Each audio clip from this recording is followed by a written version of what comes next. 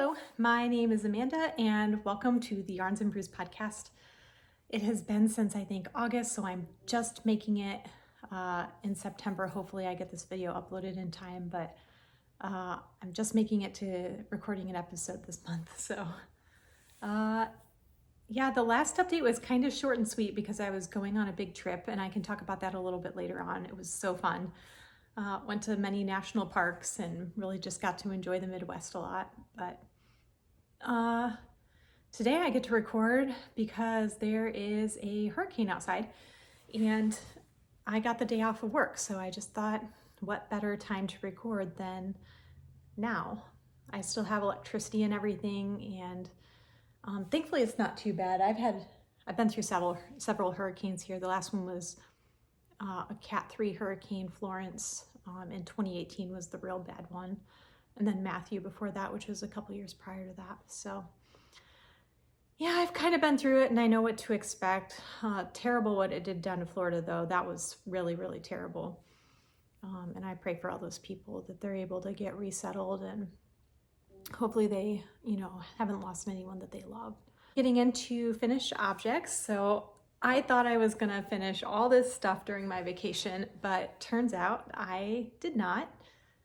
One of my projects I nearly finished. It was a tank top and I got all the way down to the hem, only to find out that I somehow miscounted the number of stitches and it was gonna skew the whole pattern of the tank top. So I had to rip it back until just the very tippy top of both.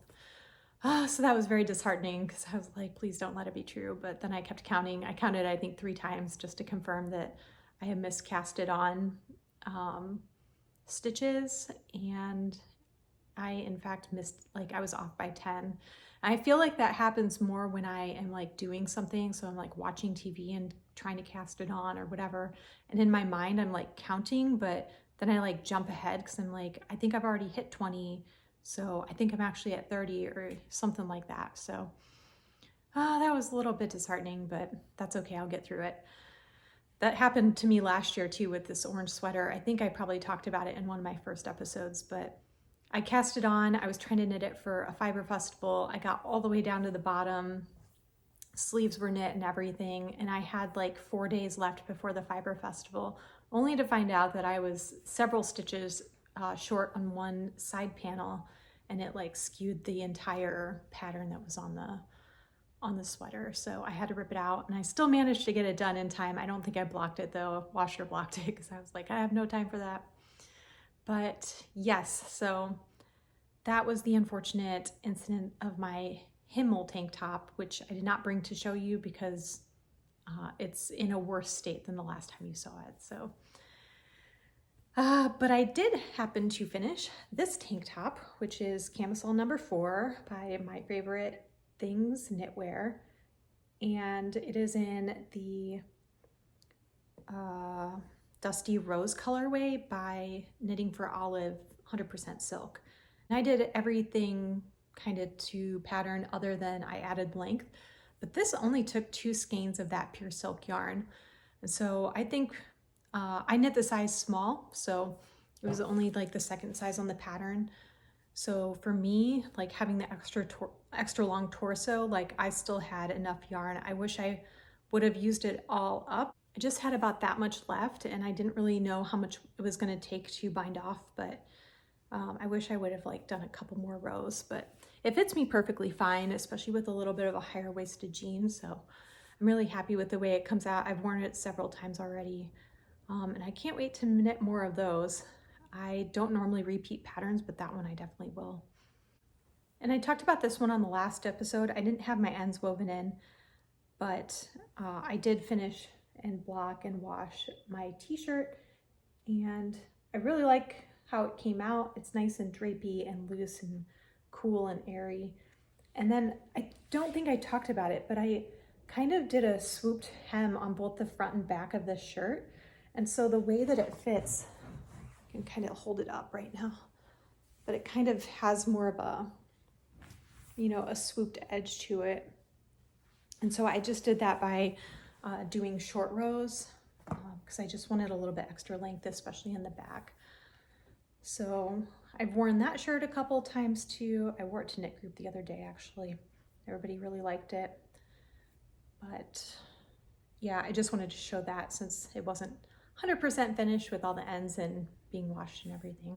And that is it for finished objects. I wish I had another one to show. I really wish that tank top was done because I was really excited to wear it, but I don't know if I'll get to wear it this year or not. It finally cooled down here. Last week we had 100 degrees almost with the heat index. And then the past couple days, it's only been in like the 60s, 50s and 60s. So it's like a very significant drop for me. And I've been wearing like all my fall clothes basically. And I've been very cold. So moving on to whips. So one whip I want to show is for the Knitting with Cat Hair make along. She's doing a Marie Wallin knit along or make along really, because Marie Wallin has some crochet patterns and stuff too, but I am making the Bressay. And I can't remember if I've ever shown this or not. I mean, I think I posted on Instagram about it once or twice, but I've just kind of been chugging along on this one. I keep it in the car most of the time. Just because it's plain knitting, and if I ever go anywhere and I have extended period of time where I'm just sitting around, I'll take it in. And so that was really, I guess, not a lot of pressure to get it done, but also nice to have something on the go. But I just got to the top color work portion, so it's about to turn into just an at-home project at this point. And then I'm about halfway done with the sleeves, which, I mean, all things considered, is really a miracle for me since I don't like knitting sleeves. But the motivation is like I won't be able to attach the yoke and knit the yoke fully without those sleeves. So I am pressing along on that. For the yarn on this one, this is Shetland. Shetland yarn by Harrisville Designs, and it is in, I believe it's their either Hemlock or Cyprus colorway. I can't remember for sure. No Marie's pattern, she has like a really pretty dusty purple color that she has on the bottom of hers, but which I also really liked. But then there's another purple sweater that she has in her Gentle collection that I also want to knit. So I'm like, okay, I'll just knit it in my favorite color green. So aside from that switch up, I'm doing everything else pretty much to pattern. There were one or two colorways that I couldn't find for the Jamison colors in the yoke. And so I just kind of looked at what was close by and just subbed them out. So I will work through that as it comes my way. And then the next pattern is another Marie Wallin pattern. It is the Rydal sweater out of her newest book, Cumbria. And I made quite a bit of progress, at least for me, on this. So I think the last time I showed you, I was only like 1 or 2 rows into the color work portion, past the ribbing, and now I've made some pretty significant progress.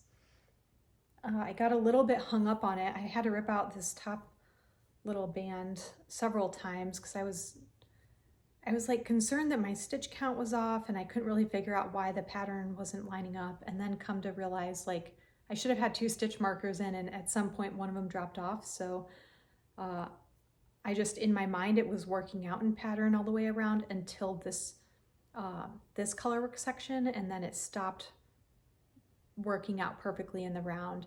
So for that, you're actually just supposed to start and stop for the entire sweater, actually start and stop at the very beginning and end of the pattern repeat at the markers. And so I'm just going to start doing that now. It really didn't mess up any of the other patterns. So I'm just knitting this with Marie Wallin's British Breeze yarn, and it's just in all the regular colorways that she had recommended for the pattern. I'm really excited because I'm about to get to the Woad colorway. It's like a blue cerulean color, and I've never knit with that one before, so it should be pretty exciting. And then an update on my Doocot sweater by Davies design.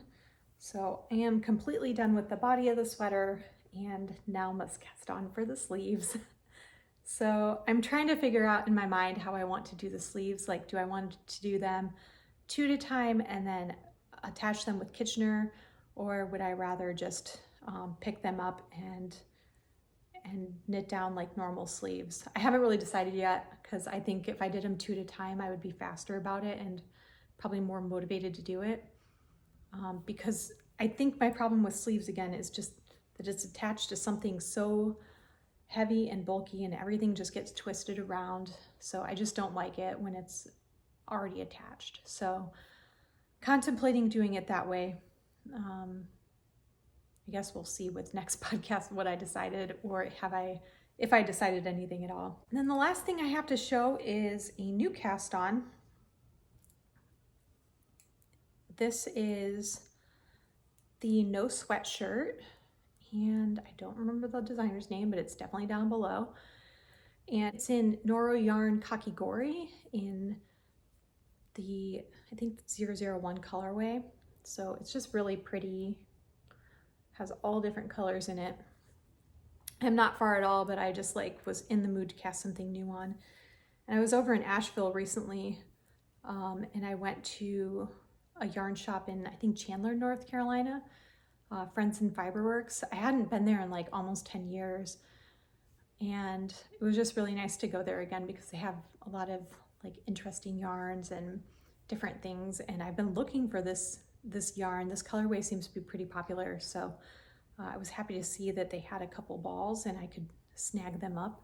They're a little bit on the pricier side, but they do come with a lot of extra meterage than what a normal skein of, this is technically is DK weight yarn. It's probably a lighter DK weight in my opinion, but it comes with, I think, 5 to 600 per ball. So 2 balls gets you pretty far in the grand scheme of things. But yes, so that is going to be a sweatshirt. The models is cropped, but I'm going to knit mine full length, and then it also has a hoodie that comes up over top of your head. So yeah, it was just a little palette cleanser, and well, not a little palette cleanser, but I am, I guess, trying to find another project that's just stockinette, so once I get done with the yoke and split for the sleeves, it'll just be pretty easy to just keep going in the round, since I'm done with that, both on my Doocot and on my Bressay sweaters. I really don't have anything that's just plain-o that I can keep in the car anymore. So that is basically that project. And that kind of concludes most of what I've been working on. Last thing I've been working on is my crochet bag. So I am almost done with the color portions of these, and then they're all going to be outlined in gray. And sorry, I'm looking over there at my big stack of these. So I just have 2 colors left to do the final round of color on before I outline them all in gray and then stitch them all together. But this is going to be just a crochet bag that I can carry around. So that's been my crochet project, and I'm getting really actually pretty fast at crochet. Probably not compared to most crocheters, but for me, I feel like I'm moving along, which is a nice feeling, especially when you learn a new craft. And then for spinning, I really only have 1 skein of yarn to show. I have 2 more upstairs ready to wind off into a skein, but I just didn't get around to doing that and soaking them and drying them. We've kind of had some wild weather too, so I didn't want to risk it out there. So this is my skein to show, and this is called Sleigh Ride by Inglenook Fibers. It turned out really pretty. I did not super enjoy spinning it, but it has tencel in it, and I'm just not a fan of tencel. I feel like it's very hard for me to regulate how big each ply is basically, but all things considered, for me, I feel like it turned out pretty even. But yes, that's kind of what it looks like. I forgot to mention what I'm wearing today. I am wearing the Lily by Marie Wallin. The one difference is I changed out. I just added this extra panel here, because it should have been these roses that are down below, if you can see that. So I just used the same colors and just switched them out. And yeah, I used Rowan, I believe it was Rowan Felted Tweed yarn. And that was mainly the only modification was the patterning, and then I just followed another person's recommendations for the crochet up top here. It was, I think she chained less in between these different sections here. So yeah, I am happy I finally get to wear this. It's actually a really warm sweater, so I think spring and fall are kind of the perfect seasons for it. And I went on a pretty big vacation, so we ended up traveling, my husband and I, back home. I'm from the Midwest, like Illinois area.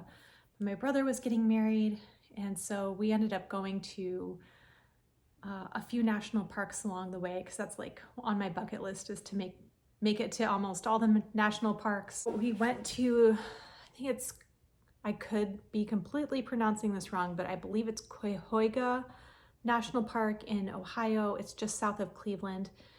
So we went there for a few days and did a bunch of hiking.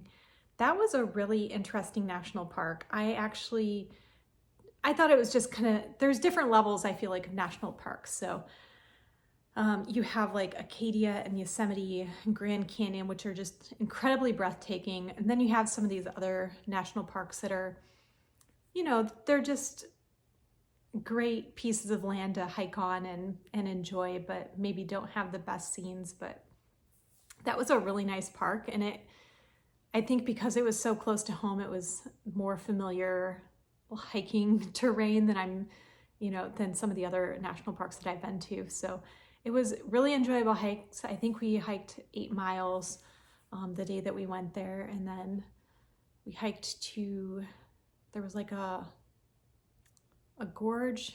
I think it was a gorge in the park that we hiked to, and, you know, made it to a couple other trails. There was one trail called Ledges. If you're ever going to go to that national park, I definitely recommend it, because it's just gorgeous if you like moss and, you know, just greenery just surrounding you everywhere. So you like walk on this trail and there's just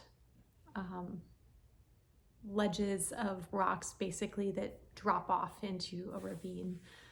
And then you end up going down there and seeing it from a different perspective. So that was a really neat hike as well. But that was the last one we did. So I was kind of tired after that, because I think we were in the park for, I don't know, 3 or 4 hours. I think we did about 8 miles. So yeah, it was a really enjoyable time. And then I also swam in Lake Erie after we went to the national park. It was nice to just kind of cool off in the lake and, you know, soak the feet and get them up and take a load off. So that is what we did in Ohio. And then from there we went up to Michigan to Sleeping Bear Dunes. And I've never been that far north in Michigan before, but it's basically, if you're familiar with the mitten, it's the pinky finger.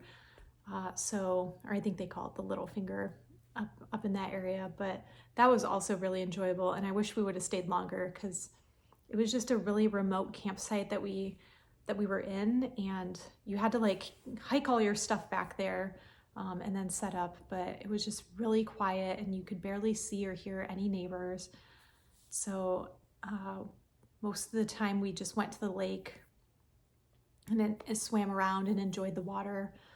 And then we drove up north one day and did a hike up that way. And it was incredible, because once you get to the end of the hike, well, it wasn't even the end, it was like midway through, I guess, the hike, but you walk out and it's just this sheer drop off of a sand dune.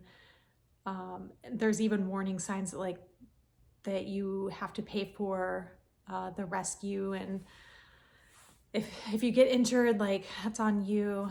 So I did see some people go down it, and that was crazy to me, because it was just so steep. If it was just my husband and I would have went down probably, because it looked really fun, and I'm not super afraid of sand dunes, I guess, but my mom came up and met us, so I just didn't trust her to go down the sand dune, because her balance isn't so great. But and then from there we drove to Illinois, and we stopped at Indiana Dunes National Park along the way.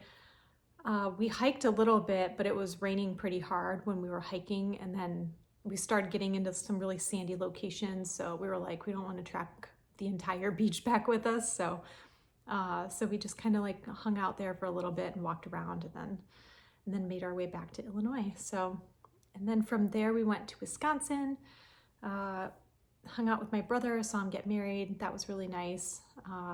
Unfortunately, like it was rained out where he wanted to be married at. It was a gorgeous venue. It was on like this farm that was converted into like a venue site, but they got rained out. They wanted to have it like in the grass underneath these beautiful big willow trees, but they ended up having it closer to the structure because it was raining and everybody had to kind of like stand underneath to stay dry. So, but that was a really good time, and it was great to see them because I haven't seen them since, I don't even remember the last time I saw my brother. It was before 2020 for sure. And most of my family was kind of in that boat.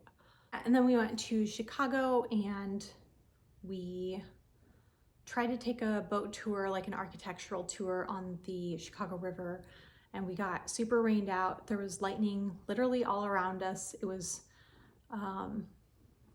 striking, like it struck the Sears Tower for sure, and it was just striking all these spires basically that are on the skyscrapers there. So it was kind of scary, but I mean, just in the sense that like I knew I had to drive home that night too, and I was just going to be chasing the storm the entire way, which we did. We were in the like this thunderstorm the entire way, basically home. Well, we ended up stopping. We got to like West Virginia and stopped, and then made our way back to North Carolina the following day. We did end up stopping at New River Gorge in West Virginia. I just wanted to kind of scope it out. Oh my gosh, it was so breathtaking.